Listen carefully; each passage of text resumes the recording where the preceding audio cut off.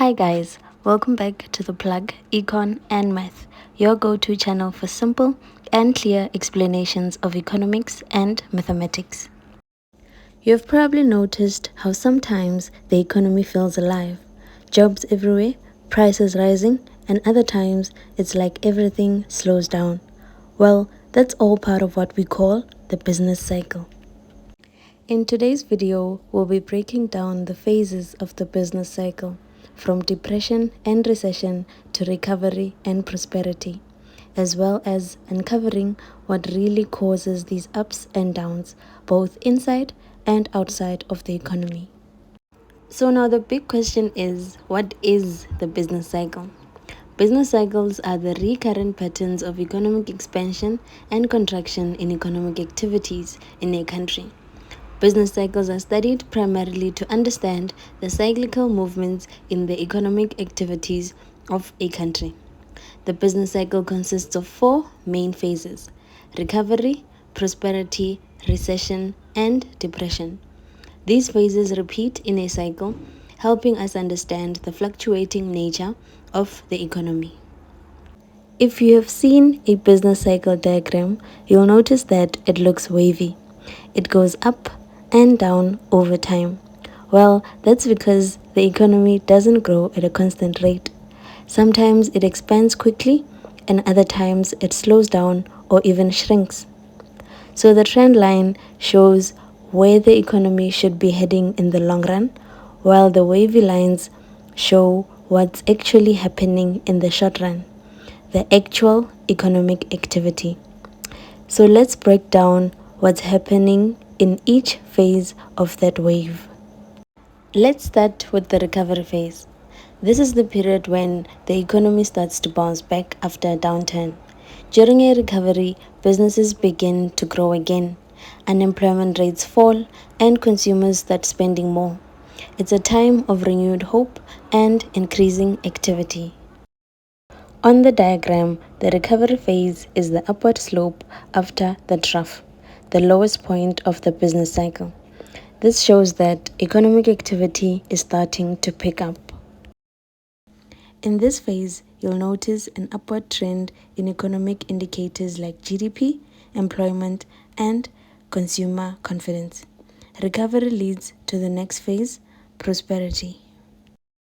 Next is prosperity, also called the peak phase. This is when the economy is performing at its best. Unemployment is low, production is high, and people generally feel financially secure. The prosperity phase is right after the recovery phase, leading to the peak point, which is the highest point on the business cycle. The economy reaches its peak here, the highest point before things start to slow down. But remember, no economy can grow forever. After prosperity, we enter the contraction phases.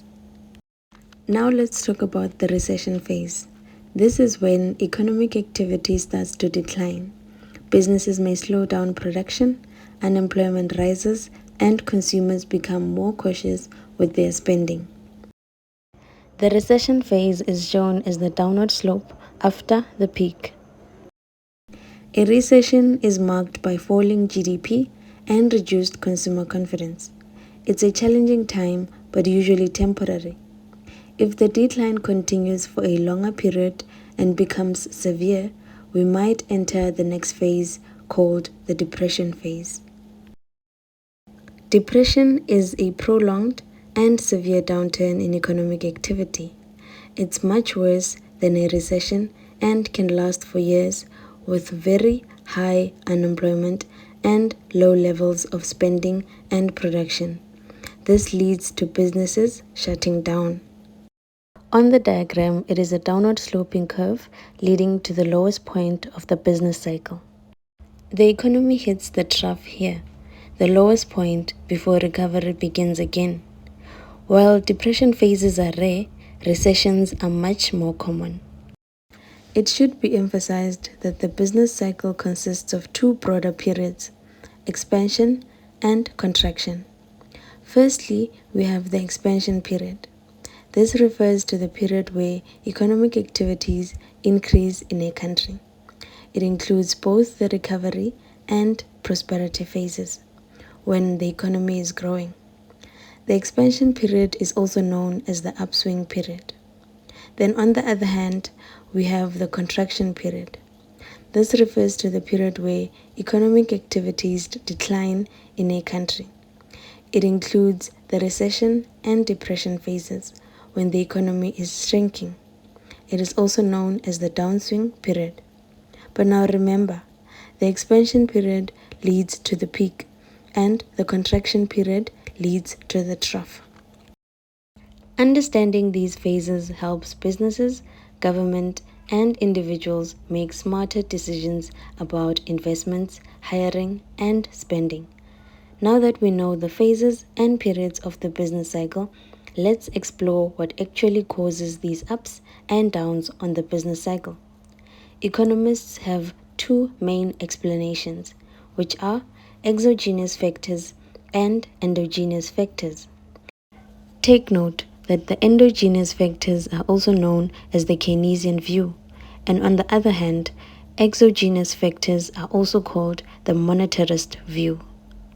So we have the Keynesian view, which states that business cycles are largely driven by endogenous factors, which are forces originating within the economy, such as fluctuations in consumer confidence, investment spending, or aggregate demand. Examples of these endogenous factors include changes in consumer spending and investment levels, which can significantly affect economic activity. While on the other hand, we have the monetarist view. This theory believes that business cycles are caused by exogenous shocks, which are factors originating outside the economy, such as changes in money supply, government policies, or external events like oil price shocks. Examples of exogenous factors that can impact economic activity include natural disasters, dramatic changes in weather patterns, and technological changes. But look at it in this way.